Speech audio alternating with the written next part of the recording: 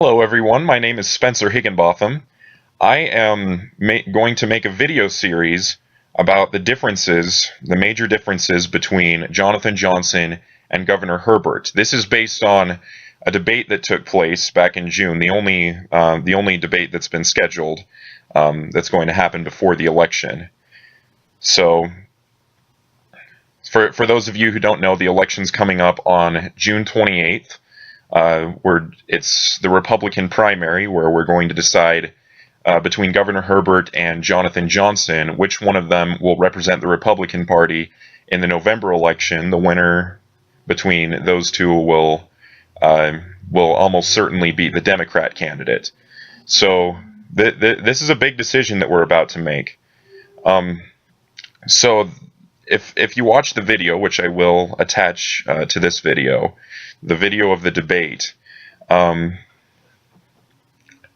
going to go through each of the questions and talk about whether or not they're different, and if so, who I believe is right. So the first question asked, the opening statements, I agree with everything that they said. I mean, Jonathan Johnson said that there's definitely a difference between the two candidates. I agree with that. So the first question was a question about federal overreach, and they agree on that one. They both agree that more power needs to be that the state needs more power and the government less power. I also agree with this. Some people say that anytime the federal government gets power, that's bad. I don't think that's true, because back in the early days when we had the Articles of Confederation, the federal government had almost no power, the states had all the power, and that didn't work out so well. So I believe that there needs to be a good balance, but I think the balance is a little bit too heavily in favor of the federal government right now. The second issue was air quality. Governor Herbert, during his time as governor, has done a lot to improve air quality in Utah. I think Jonathan Johnson said in the debate that he's worked for a company that's helped with air quality in Utah. So I think as far as our air quality goes, both candidates would be great candidates. I think that's another issue they agree on. The first issue that they disagree on was the third question, the question about public lands. They do both agree that a little background on this issue. So 66% of Utah's land is owned by the government. That is ridiculous. We need to get our land back. They both agree on that.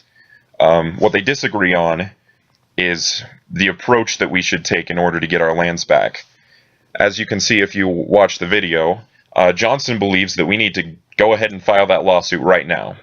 Right now. And Governor Herbert is saying if we file it right now, it would be a big risk, and we would be better served if we filed it later. And he got that information from some of the Republicans that are representing Utah in Washington, D.C. So let's look at both sides of this issue. First, let's look at Johnson's opinion.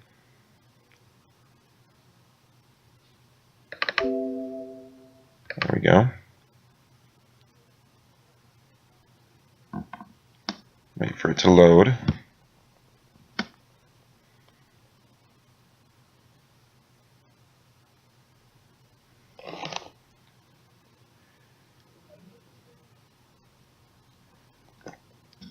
So Johnson has been a lawyer. That's a plus for him. So he's negotiated with some high-risk things. But does he give any reasons for why it would be a better idea to do it now than to do it later? Let's look through this. The goal is to obtain the rightful ownership of Utah's public lands. He wants to protect the health, securing better access for generations. Yeah, his motivations for doing it are good. During his 2 terms as governor, Governor Herbert, the Utah legislature provided Governor Herbert with multiple tools to help transfer public lands to Utah. Governor Herbert has not taken meaningful action on these opportunities. In other words, he hasn't filed the lawsuit, and he's definitely wrong that Governor Herbert hasn't taken any action, because he certainly has. It's time for a governor who leads. A key difference in Governor Herbert and Johnson's strategy is their willingness to sue federal government over the issue. In December 2015, Governor Herbert stated, "I don't want to go to court." Believe me, that is way out of context. I actually saw that article. It is totally out of context. Governor Herbert says he doesn't want to do it yet, because if we do it right now, there's going to be disadvantages and we're likely not going to win. Let's see. As governor, I will get the federal government to transfer public lands to Utah by leading out this issue and enlisting the help of governors and local federal officials and bringing a lawsuit against the government. Johnson also specified what he does not plan, such as he's not planning to sell the lands, he's not lessening the public access, and he's not exploiting the land in irresponsible ways. Johnson closed the policy paper by saying it's time for Utah to own and manage its public lands. Did you see any reason in there why it would be better to do it now than to do it later, other than impatience? Really nothing. And I tried to look for, I tried to look online to try to find where Johnson or anyone gives good ideas on why it would be good to do it now and not later. And really, I could not find anything. Now let's look at Governor Herbert's opinion.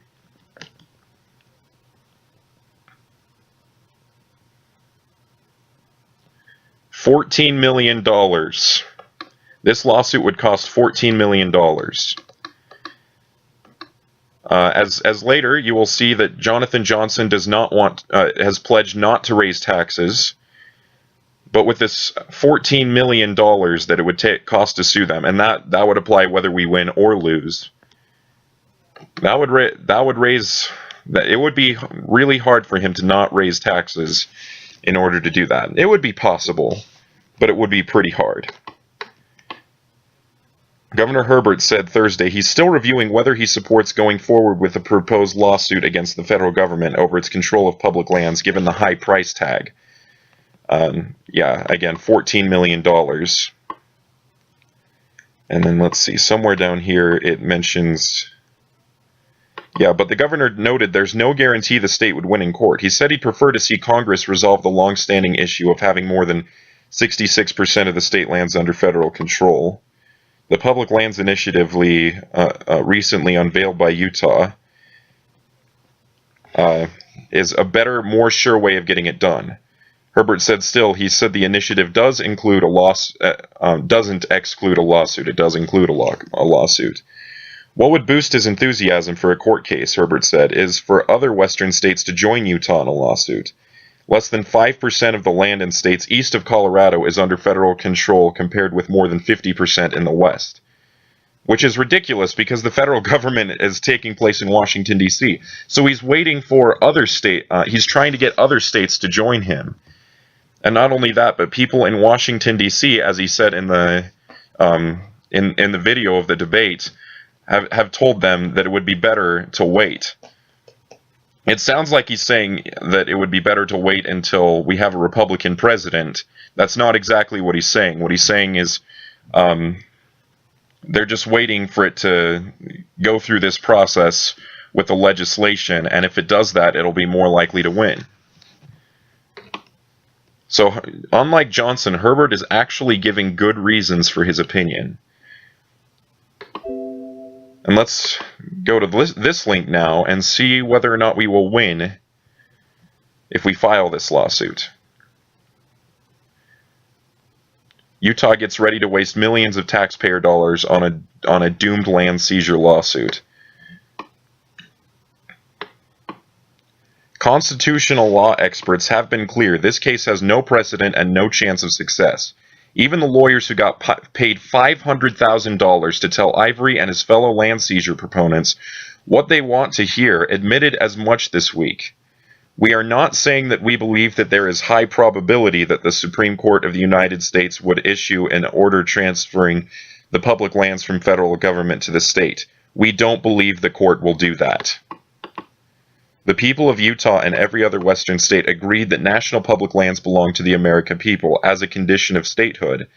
But the people inhabiting the state do affirm and declare that they forever disclaim all right and title to the unappropriated lands lying with the boundaries hereof. I do agree that we need to get our lands back. But look, people who were paid to tell people what they wanted to hear actually said that they don't think we're going to win if we do it now. If we wait for conditions to improve and we take actions to make the conditions improve, including getting other states to be involved and going through the legislature, then we'll have a better chance. And if we went through it now and we lost, which we most certainly would, then we would lose $14 million. That would all be taxpayer money. And also it would be harder for us to raise the lawsuit again. So when Johnson says that he wants to... When Johnson says that he wants to go ahead and do it now, what he's proposing is a risky plan. He claims that it's aggressive but not risky, but it is, as Governor Herbert says, it is in fact risky. Now I'll quickly address the fourth issue, education. I'm not addressing this one quickly because it's not important. I'm addressing it quickly because it's not. It turns out that this isn't an issue that really involves governors that much. Johnson is saying that the amount of money that's going into that is being spent on education, not a big enough percentage of it is getting to the classroom, and I don't disagree with him on that. But the thing is, it's not the governor's responsibility to make sure the money goes to the classroom. That is the state school board. Now, the governor does have some control over who the state school board will which members will be on the state school board.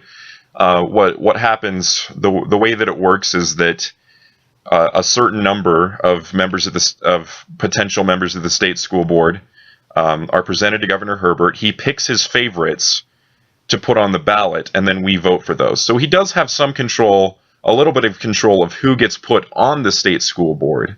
But saying that he really has control over, I mean, he doesn't have complete control over that even. And saying he has complete control of what those members that he chooses do, that's not accurate either. That's like saying that everyone who voted for Obama has complete control over what's going on with Obamacare and all this other stuff that we don't like about him. That's not true. Go tell your neighbor that voted for Obama to stop Obamacare. Do you think he can do it? No. So that'll be the end of this video. In the next video, I'm going to talk about Common Core and the differences between their opinions on that.